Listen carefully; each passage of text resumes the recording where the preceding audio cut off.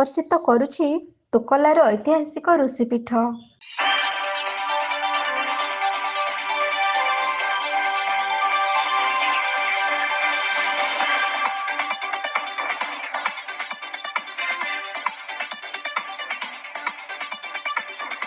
ସବୁଜ ସୁନ୍ଦର ଶାନ୍ତ ବାତାବରଣର ଏକ ମନଲୋଭା ସ୍ଥାନଟିଏ। ପ୍ରକୃତି ରାଣୀର ଅବଦାନରେ ସୌନ୍ଦର୍ଯ୍ୟର ଏକ ରଙ୍ଗୀନ ଚାଦରଟିଏ ଘୋଡ଼େଇ ହୋଇ ରହିଛି। ସୁ ପବନର ଏକ ସୁମଧୁର ସ୍ୱରର ସଙ୍ଗୀତର ରାଗିଣୀ ସହିତ ଝରଝର ହୋଇ ଝରୁଥିବା ଝରଣାର ନିର୍ମଳ ଜଳରାଶିରେ ସିଂହରଣ ସୃଷ୍ଟି କରିଦେଉଛି ପ୍ରତ୍ୟେକ ପର୍ଯ୍ୟଟକଙ୍କ ମନ ହୃଦୟରେ। ସେମିତି ଏକ ପ୍ରକୃତିର ସୁନ୍ଦର ଏବଂ ମନଲୋଭା ପରିବେଶଟିଏ ନୂଆପଡ଼ା ଜିଲ୍ଲା ତୁକଲାଠାରେ ବଣ ପାହାଡ଼ ଘେର ମଧ୍ୟରେ ରହିଛି ଏକ ଐତିହାସିକ ଋଷିପୀଠ ଏବଂ ଯଜ୍ଞମଠ।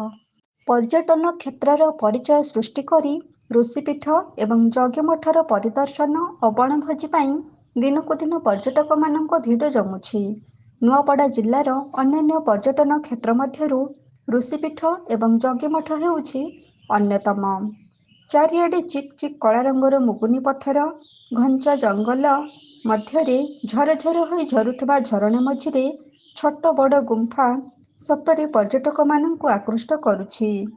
ଋଷିପୀଠ ପାହାଡ଼ ଉପରେ ମା ଋଷିପୀଠେନ ଦେବୀ ମନ୍ଦିର ଶୋଭା ପାଉଥିବା ବେଳେ ପଥର ଉପରେ ଲିଖିତ ଶିଳାଲିପି ପୂର୍ବ ଇତିହାସକୁ ମନେ ପକାଇ ଦେଉଛି।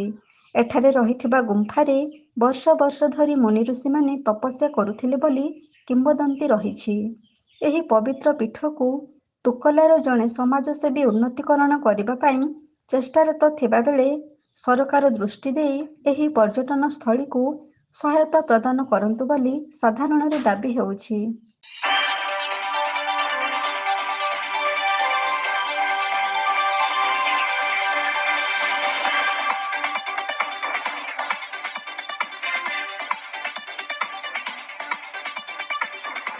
ନୂଆପଡ଼ାରୁ ଲୋକନାଥ ପଟେଲଙ୍କ ରିପୋର୍ଟ, এবি ନ୍ୟୁଜ୍।